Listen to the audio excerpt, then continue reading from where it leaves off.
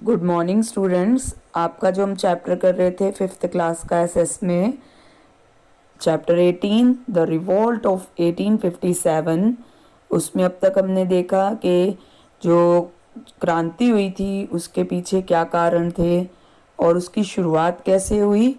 आज हम पढ़ेंगे the failure of the revolt. Failure मतलब विफल होने के, उस क्रांति के विफल होने के पीछे क्या क्या कारण थे। The revolt of 1857 was a movement which took place without planning, organization and leadership.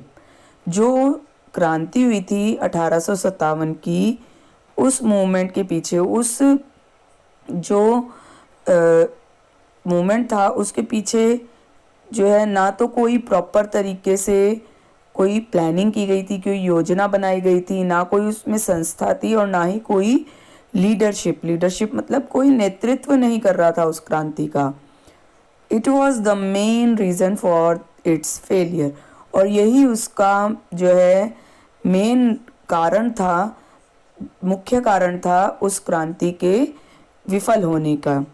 The leaders had no plans for this revolt, और जो लीडर थे, जो नेता थे, जो नेतृत्व कर रहे थे उस क्रांति को, उनका कोई प्लान नहीं था, कोई योजना उन्होंने नहीं बनाई थी कि किस तरीके से लड़ाई को लड़ा जाएगा, क्या क्या जो है हम हथियार अपनाएंगे, हथकंडे अपनाएंगे इस लड़ाई को लड़ने के। The movement was also lacking of a leader on top who could lead the people, और जो है इस मूवमेंट को, जो ये क्रांति हुई थी उसमें कमी थी इस चीज़ की कि कोई लीडर नहीं था उस क्रांति को जो है जो खड़ा होके लोगों को बता सके, लीड मतलब गाइड कर सके, बता सके कि आपने ऐसे ऐसे इस क्रांति को लड़ना है। Some Indian rulers helped the British government to suppress this revolt. Suppress मतलब दबाना, और कुछ जो हैं राजा जो थे, शासक जो थे, वो ब्रिटिश सरकार की, अंग्रेजी जो शासन चल रहा था उनकी मदद कर रहे थे इस जो क्रांति है उसको दबाने में। There were a number of rulers including Holkar and Scindia that were loyal to the British. जो उस समय पर बहुत से ऐसे शासक थे जो कि ब्रिटिश सरकार के प्रति इतने वफादार थे, इतने निष्ठावान थे कि उनकी वो मदद कर रहे थे, जैसे कि हॉलकर और Scindias. The result of the revolt, और इस रिवॉल्ट का क्या रिजल्ट हुआ, क्या परिणाम निकला इस क्रांति का, चलिए अब हम उसके बारे में पढ़ते हैं। Finally the British crushed the revolt of 1857, और अंत में क्या हुआ, जो अंग्रेजी सरकार थी उन्होंने जो है इस रिवॉल्ट को ख़त्म कर दिया। दो the revolt failed, it spread the message of bravery among all the Indians.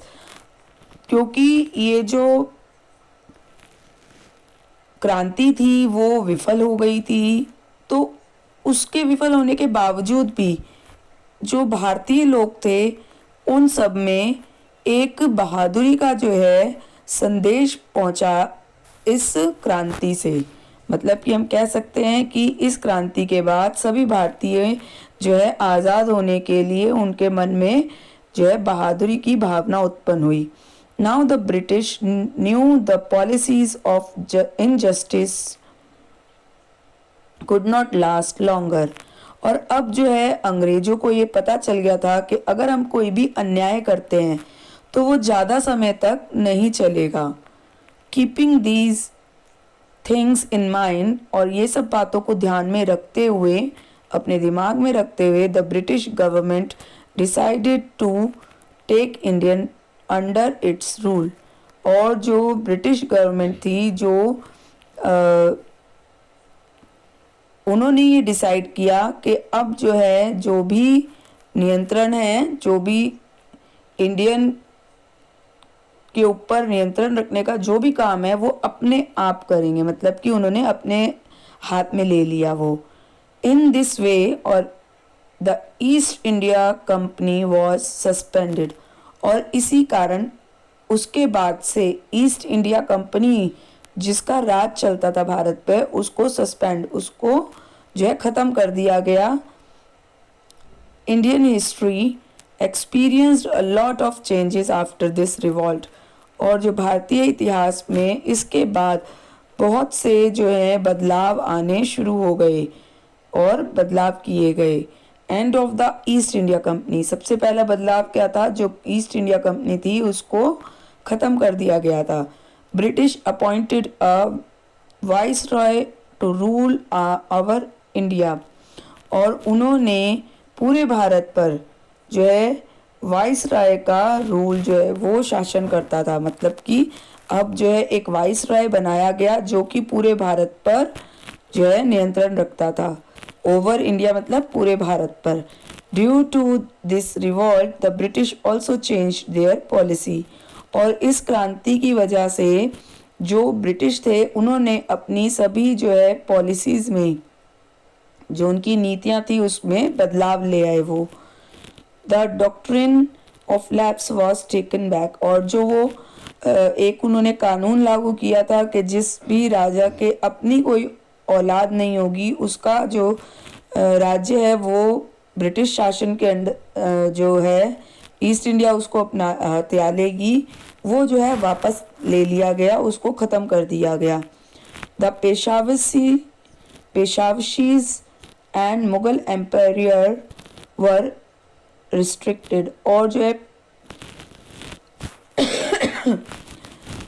पेशावशी जो थे और मुगल्स जो थे उनका जो राज्य था वो रिस्ट्रिक्ट कर दिया गया, उसको रोक दिया गया।